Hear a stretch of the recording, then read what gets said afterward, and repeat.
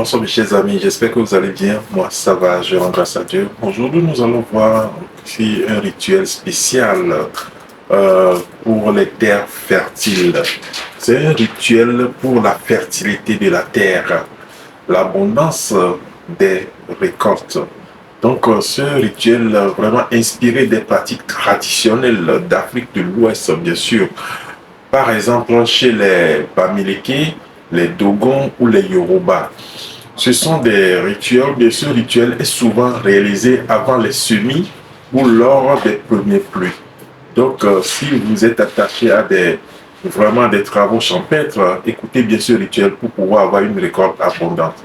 Les matériels nécessaires qu'il vous faut pour pouvoir faire ce rituel, un petit autel en terre ou un endroit sacré dans le champ, de l'eau pure ou de pluie, du mil ou du maïs, graines non traitées, du vin de palme ou du miel, des feuilles sacrées comme celles du kinkeliba, kola ou baobab selon les régions, de la cendre ou de la terre noire fertile, une calebasse. Alors, lorsque vous avez les ingrédients réunis, nettoyez l'endroit du rituel à l'eau pure et déposer une poignée de terre noire en offrande à la terre-mère.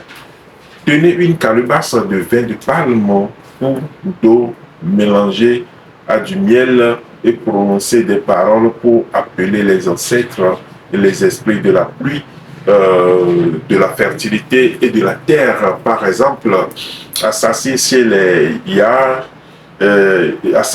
chez les Akans ou Oko chez les Yoruba.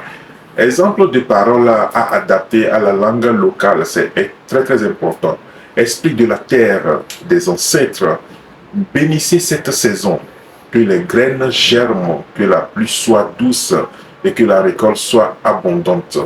Versez un peu de ce vin, ou bien versez un peu de vin de palme ou de miel sur le sol. Disposez les graines sur l'autel et brûlez quelques feuilles ou encens naturel comme l'oliban ou le bois de santal. D'accord, c'est important. Passez les semences au-dessus de la fumée de cet encens ou aspergez-les légèrement avec de l'eau du rituel ou bien l'eau rituelle. Cela symbolise la bénédiction avant de les planter. Parce que les semences que vous voulez planter, c'est avec ça, vous allez faire ça.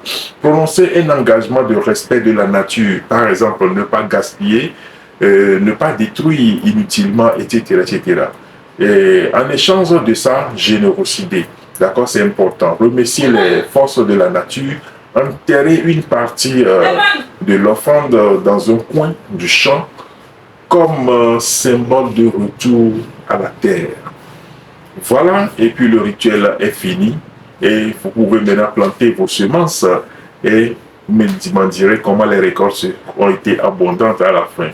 Ça, c'est la force de la nature, c'est la force de nos ancêtres et c'est la force de l'Afrique que le Dieu de nos ancêtres bénisse tous.